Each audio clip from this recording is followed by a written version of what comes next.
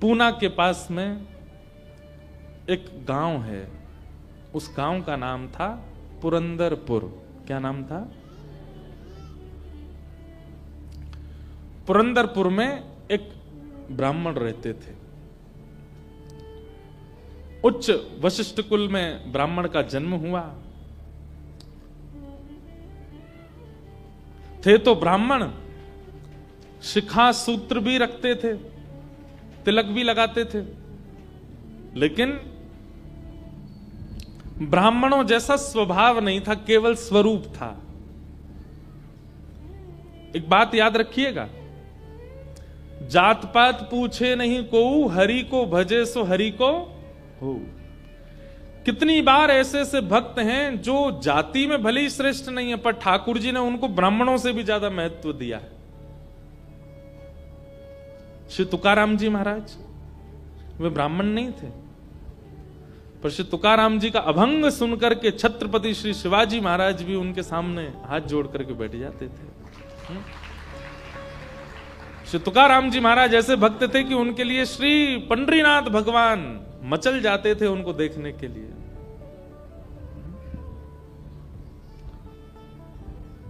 चोखो मेला पंढरपुर के पास भक्त हुए, उनका चरित्र मैंने कहा है। कैसे अद्भुत भक्त, श्रेष्ठ जाति के नहीं थे संसार के लिए, पर ठाकुर जी के लिए। ठाकुर जी आप किस वर्ण में जन्मे हो इससे ठाकुर जी को ज्यादा फर्क नहीं पड़ता, पर जहां भी जन्मे हो आपका स्वभाव कैसा है वो ठाकुर जी देखते हैं। आपका व्यवहार कैसा, आपकी विचारधारा कैसी। तो ये उन भक्तों के लिए जिनका स्वभाव अच्छा नहीं है, जिनका व्यवहार अच्छा नहीं है, जिनके विचार अच्छे नहीं है, वो भक्त बहुत ध्यान से सुनिएगा इस कथा को। तो पुणे के पास में एक गांव है पुरंदरपुर, वहां पर एक ब्राह्मण रहते थे। स्वरूप ब्राह्मणों का था पर स्वभाव वैश्यों का। वैश्य मतलब हमारे बनिया भाई लोग, उनके जैसा उनका व्यवहार था। कैसा? व्यापार करते थे, धन देते थे, उस पे क्या बोलते हैं उसको, ब्याज पे, ब्याज पे धन देते थे लोगों को, और अपना गल्ला खोल रखा था, गल्ले पे बैठते थे। ब्राह्मण का नियम है संध्योपासन करना चाहिए, यज्ञ करना चाहिए, अध्ययन करना चाहिए, ग्रंथों का अवलोकन करना चाहिए, पर ये सब कुछ नहीं करते थे।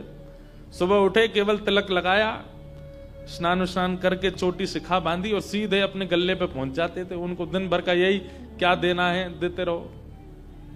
और इन सबके साथ साथ महाकंजूस, खूब धनवान थे।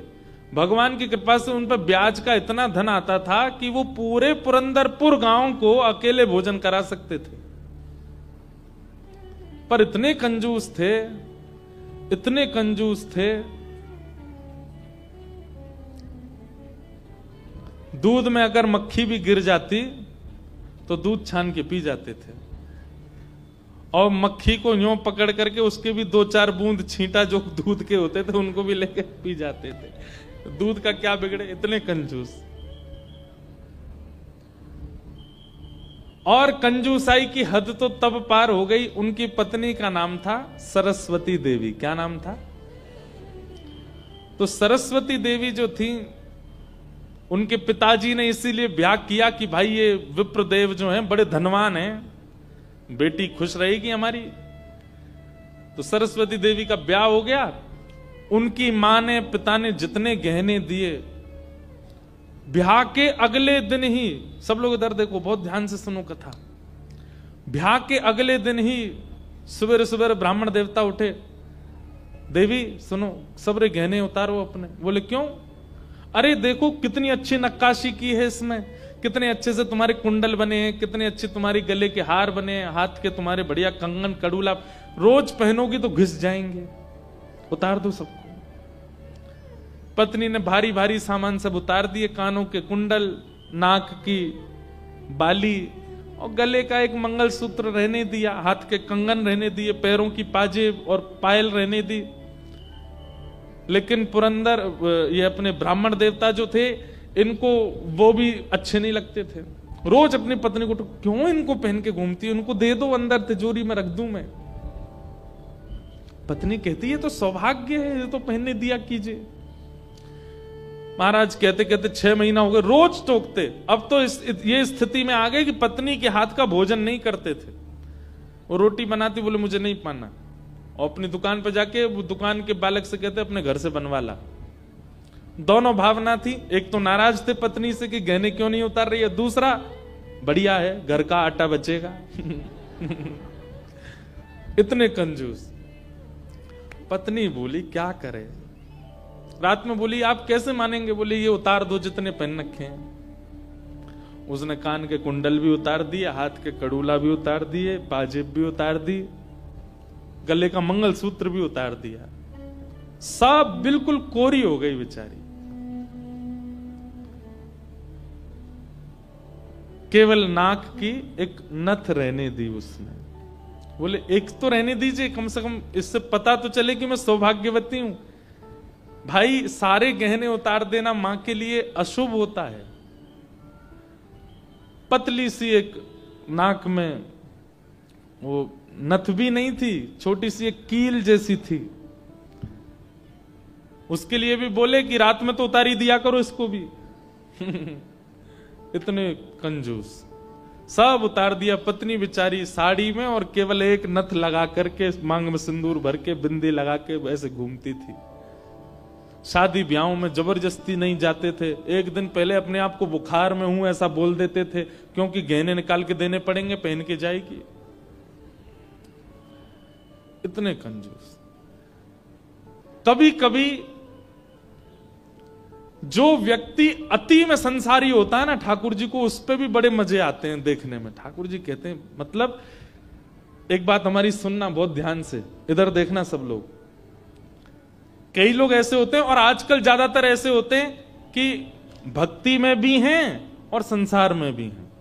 अभी उनको पता चला कि कोल्हापुर में कथा चल रही, तो कथा में भी आ रहे हैं, और 4 दिन बाद का उनका रिजर्वेशन भी है कि कब हमको क्लब जाना है, कब पार्टी करनी है, कब उल्टा सीधा खाना है, वो भी उनका फिक्स है। हमारी बात बहुत कान खोल के सुन लीजिएगा, ऐसों का उद्धार कभी नहीं हो सकता जो ना इधर के हैं ना उधर के। हम अपनी कथा में स्पष्ट कहते हैं, एक ठौर पकड़ो, या तो ठाकुर जी को ही पकड़िए, और संसार में अगर जाना बहुत रुचिकर लगता है तो उसी को ही पकड़िए। ये बीच में मत घूमा कीजिए। कथा हुई तो यहां आ गए, और कभी कुछ उल्टे सीधे काम हुए तो वहां भी चले गए। अब पी भी लेते हैं, खा भी लेते हैं, कथा भी तो सुनते हैं। ऐसों का तो कभी उद्धार नहीं हो सकता। इसलिए एक ठौर पकड़ो, या तो वहीं के ही रहो, पूरे खाओ पियो आनंद करो, या फिर कथा के ही रहो।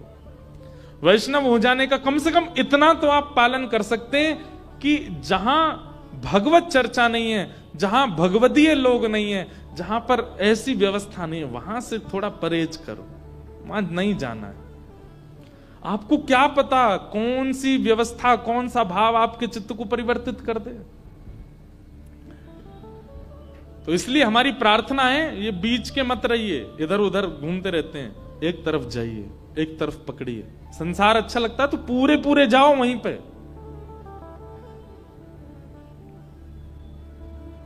तो कभी कभी ठाकुर जी पूरे पूरे संसारियों पे भी ठाकुर जी रीझ जाते हैं। ठाकुर जी बोले, भाई ये ब्राह्मण देवता बड़ा बहुत अच्छा लग रहा हमको। क्यों? बोले इतना कंजूस तो हमने कभी नहीं देखा है, बहुत भयंकर कंजूस है। ठाकुर जी का मन आ गया उस पर। अच्छा, जो पत्नी थी ना सरस्वती देवी, वो बड़ी भक्ता थी। वो तो नाम जप भी करती थी, वो दर्शन करने के लिए भी जाती थी, लेकिन ये नहीं जाते थे उसके साथ। वो अपने माता पिता के मायके जब जाती थी, मायके वाले लेके जाते थे उसको दर्शन कराने। ये तो कभी नहीं लेके जाते थे, तो कंजूस थे, खर्चा होगा। और मायके भी खुद नहीं लेके जाते, इनके भाइयों से बोल देते, बोले तुम्हें ही आके ले जाओ, उसमें भी खर्चा ना हो मेरा। सोचो कितनी ऊंचे लेवल के कंजूस। तभी ठाकुर जी का मन आ गया इस पे, तो इसको देखूं मैं एक बार। और हमारे श्री पंडरीनाथ भगवान, श्री विठल भगवान एक दीनहीन से ब्राह्मण का रूप धारण किया। फटी सी धोती पहनी, कुचैली मैली सी कुर्ता पहने, और पुराना काला सा जनेऊ धारण किया, और महाराज ऐसे तिलक सा लगा करके बिल्कुल दीनहीन झुर्रियां पड़ रही हैं मुखमंडल पर, और ऐसे हाथ जोड़ते भय इनके दुकान पर पहुंच गए। रूप रंग देख करके ही पहले तो ब्राह्मण देवता समझ गए, बोले अरे ये और आ गया, ये कुछ देना वेना तो है नहीं, मांगेगा। कहो तन पे नहीं लगता, चल दिए कलकत्ता, क्या करने आए हो?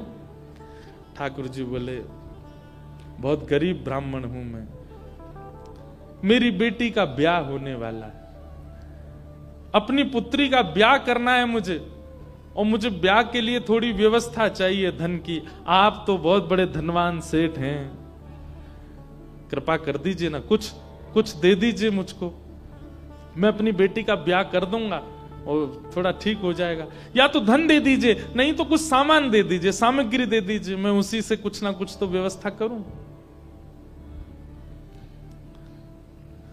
तो ये जो ब्राह्मण थे ना, ये जबरदस्ती रफू की हुई धोती और कुर्ता पहन के जाते थे कि कोई मांगने वाला आ जाए तो उसको दिखा दूं, देखो मेरे खुद के कुर्ता फटे, मैं तुमको कहां से दूं।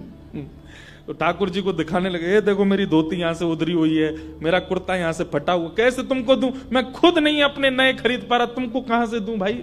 ये सब तो केवल बाहर का दिखावा है, मेरे पर कोई पैसा वैसा कुछ नहीं है, दूसरों का धन ले रखा है मैंने। भैया चलते बनो, कहीं और जाओ, किसी और से मांगो, भगवान करे तुम्हारी बेटी का ब्याह बहुत अच्छा हो। बोले मुझे या तो धन दीजिए, नहीं तो मैं यहीं बैठा रहूंगा। ठाकुर जी जिद पे आ जाएं तो उनको कौन हटावे। ठाकुर जी वहीं बैठ गए द्वार पे, बोले मुझे धन दो, ऐसे तो नहीं जाऊंगा, मैं आपके दर पे आया हूं, कुछ तो लेके जाऊंगा, मेरी बेटी का ब्याह है। अंत में हार करके ब्राह्मण बोला, देखो मैं ऐसे नहीं देता हूं, कुछ लाओ, मेरे पास गिरवी रखो, पैसा ले जाओ, और जब पैसा हो जाए तो पैसा देके अपना सामान ले जाना, तुम पे है कुछ देने के लिए। ठाकुर जी बोले मुझ पे तो कुछ भी नहीं है, मुझसे कुछ काम करा लीजिए दुकान में, मैं ये कर दूंगा, आपकी साफ सफाई कर दूंगा, इतना कर सकता हूं, उसके बदले कुछ दे। बोले उसकी जरूरत नहीं है, सब है नौकर चाकर मेरे पास, मैं तुम्हें बस इतना कह सकता हूं, कोई मूल्यवान सामग्री दो, पैसा ले जाओ, और जब पैसा हो जाए तो पैसा वापस दे के सामग्री ले जाना। मतलब इतना भी दान नहीं कर सकता मैं।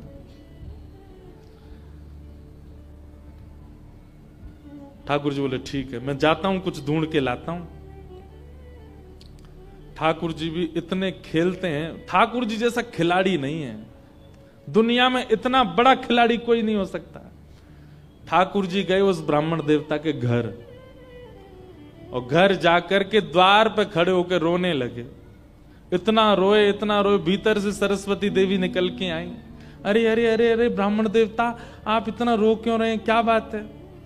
छोटी सी मेरी लाली बड़ी हो गई है, उसका ब्याह के लिए मैं बहुत दिन से वर ढूंढ रहा था, बड़ी मुश्किल से एक लड़का मिला है, अपनी बेटी का ब्याह करना है।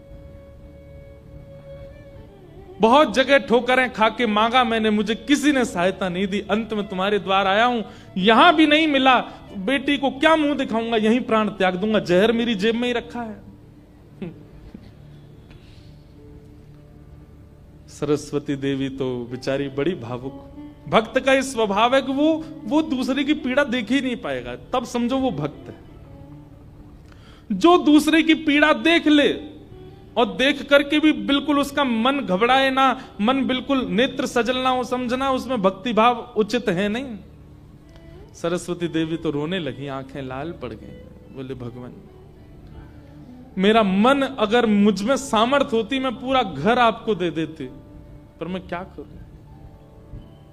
मेरे पतिदेव इतना प्रतिबंध लगा के रखते हैं कि मैं स्वयं ऐसे रहती हूं, मैं आपको क्या दूं? ठाकुर जी तो इतने पछाड़ खा के गिर पड़े, अरे हाय राम, अब तो मैं जहर खाना ही पड़ेगा, निकालू कहां है? सरस्वती देवी रुकी रुकी रुकी, ऐसा मत कीजिए भगवान, चरण पकड़ूं आपके, मेरे पास एक ही वस्तु है। और तुरंत अपनी नाक की जो कील थी वो निकाली, और निकाल करके बोले ये ले जाइए, इससे थोड़ा बहुत धन आपको मिल जाएगा, स्वर्ण की है, आप अपनी बेटी का ब्याह तो नहीं कर पाएंगे पर कुछ व्यवस्था तो हो जाएगी आपकी। ठाकुर जी तुरंत, जहर भी पता नहीं कहीं गिर गया था, बढ़िया तुमने दे दिया, अब मैं कुछ कर लूंगा व्यवस्था।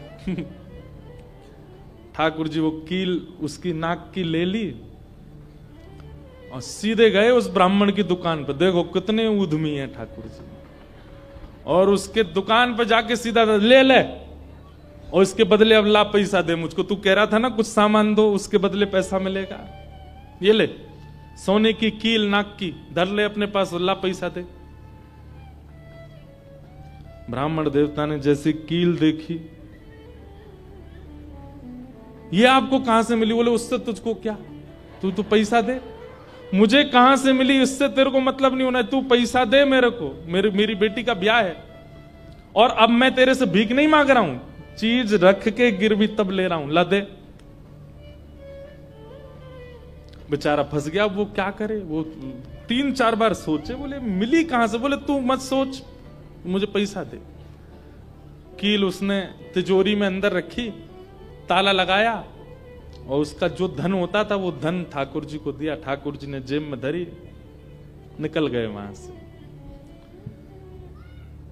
ब्राह्मण ने अपनी भुजा ऊपर करी, बोले इसको बताता हूं, ये बहुत दानवीर बनती है अपने मन में।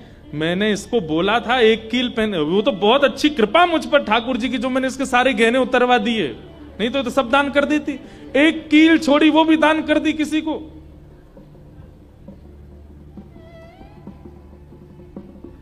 पहुंच गए। अब यहां वो ब्राह्मण जा ही रहा था अपने घर, उससे पहले दुकान का जो मुनीम था वो बेचारा सरस्वती देवी को बहुत मानता था, कभी कभी सहायता कर देती होंगी उसकी। वो सेठ जी से, इनसे ब्राह्मण देवता से पहले ही दौड़ के गया और जाके बोला, मैया आज बचो आप। बोले क्यों, आपने कोई कील दी थी किसी को? बोले हाँ दी तो थी, एक ब्राह्मण के ब्याह के लिए दे दी थी। क्या हो गया?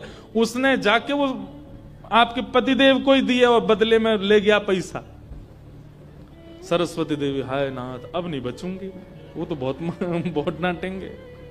बोले वो आ रहे हैं, दुकान बंद कर दी उन्होंने, वो सीधे धोती चढ़ाए ऊपर चले आ रहे हैं सीधे, आप बचो।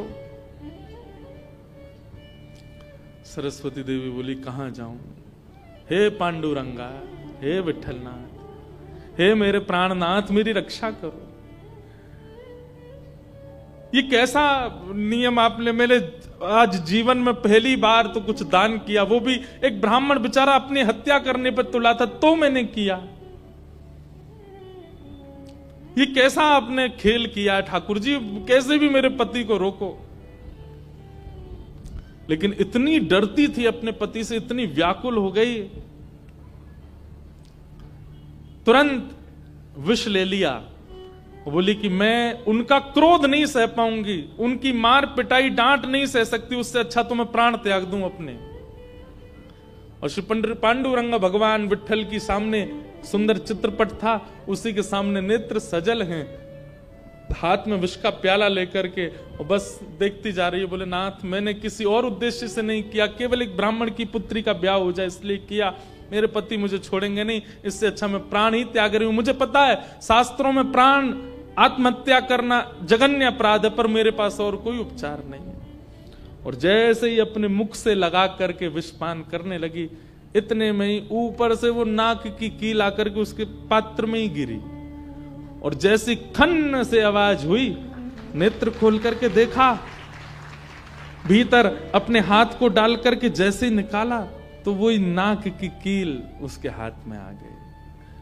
और नाक की कील हाथ में आते ही इतने में ही वो ब्राह्मण का प्रवेश हुआ। प्रवेश होते ही उसने भीतर से किवाड़ लगाई, ढूंढने लगा कहां है, कोई साधन मिले इसको बताता हूं। पत्नी सामने खड़ी थी, कहिए कहिए, आज कुछ कहूंगा नहीं, आज तो करूंगा, तू बता तैने किसी को दान कैसे किया बिना मुझसे पूछे? तू क्या दान किया? तेरी नाक की कील कहां है बता? पत्नी ने अपना हाथ आगे किया, ये रे। उस ब्राह्मण ने जाकर के कील उठाई, तेरे पास कहां से आई? बोले मेरे पास ही थी।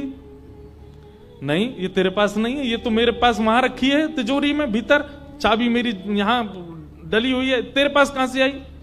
बोले मेरे पास ही है, अब बहुत दिन से पहनी हुई थी, साफ करने के लिए उतारी थी थोड़ी सी।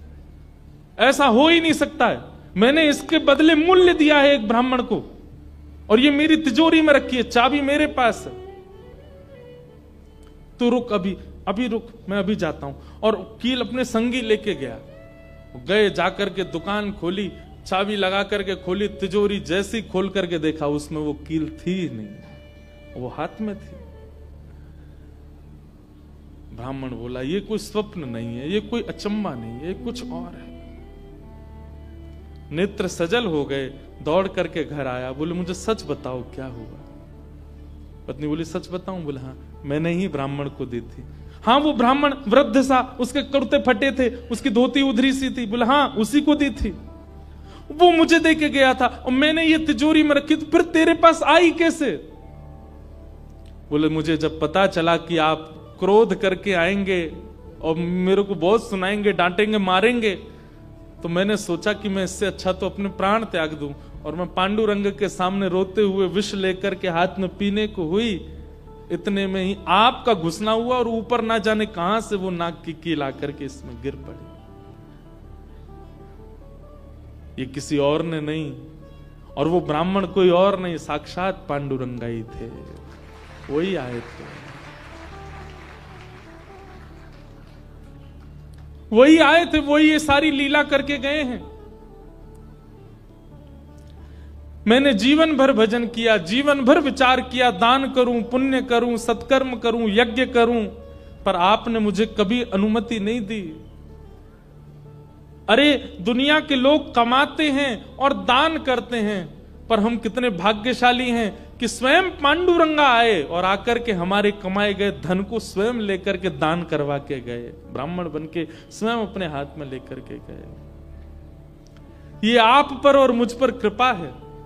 उसी समय ब्राह्मण ने मन में सोचा, मैंने जीवन में एक कार्य भी अच्छा नहीं किया, मैंने जीवन में एक कृत्य भी ऐसा नहीं किया जिससे ठाकुर जी मुझसे प्रसन्न हो, लेकिन मैं इतना अधम, इतना पापी, इतना दुष्ट, इतना अयोग्य, फिर भी मुझे ठाकुर जी ने इस योग्य समझा। और योग्य क्या समझा? मेरी दुकान पर आकर के ठाकुर जी याचना कर रहे थे कि मैं कुछ दे दूं। मैं कितना बड़ा दुर्भाग्यशाली कि ठाकुर जी मेरे द्वार पर आए और मैंने कुछ नहीं दिया उनको, उनसे हट किया, उनसे कहा कि कुछ लेके आओ तभी तुमको दूंगा। मेरी वजह से ठाकुर जी को श्रम सहना पड़ा। कितने कृपालु हैं बंधुओं ठाकुर जी, आपके अवगुण नहीं देखते।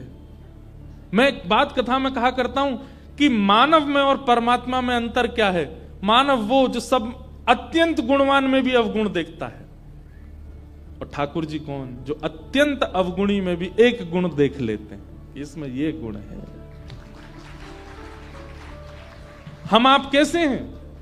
हमारे सामने 100 प्रशंसा कर दी जाए एक व्यक्ति की, वो व्यक्ति हमारे सामने आ जाए तो हम उससे 5 मिनट मिलने के बाद जब वापस जाएंगे तो वो कहेगा, बताओ कैसा था? अच्छा था ना लड़का, मैंने उसके बारे में तुमको बताया था, अच्छा ठीक था, लेकिन उसमें भी ये कमी थी। हम कमी बहुत जल्दी ढूंढ लेते हैं। और ठाकुर जी अत्यंत अयोग्य, अत्यंत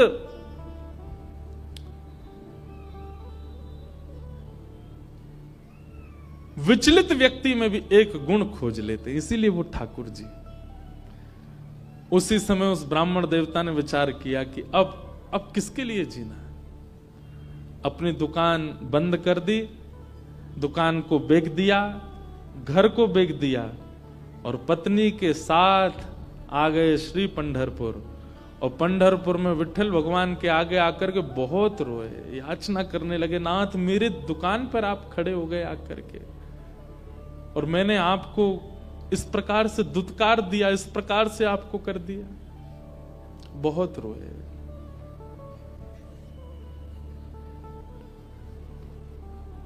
आहा,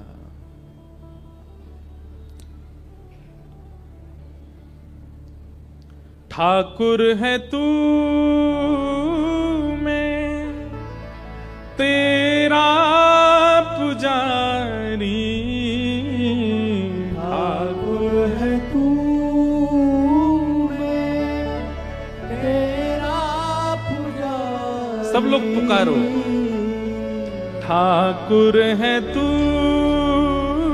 मैं तेरा पुजारी, ठाकुर है तू मैं तेरा पुजारी, तेरा खेल हूँ मैं, तू मेरा खिलाड़ी, तेरा खेल हूँ मैं, तू मेरा खिलाड़ी। हे नाथ, ये तो उल्टा हो गया। आप खिलाड़ी हैं और मैं खेल हूं। आपको मुझसे खेलना चाहिए, पर मेरे द्वार पर आकर के आप मांगते रहे और मैं मना करता रहा। मैंने गलत किया ना। और तब से उन्होंने पंढरपुर निवास कर दिया। सब छोड़ करके केवल पांडुरंग भगवान के सामने बैठ के कीर्तन गाते। उन्हीं का नाम फिर हो गया भक्त पुरंदर। बोलो भक्तराज पुरंदर की। इसीलिए कहते पुरंदराचा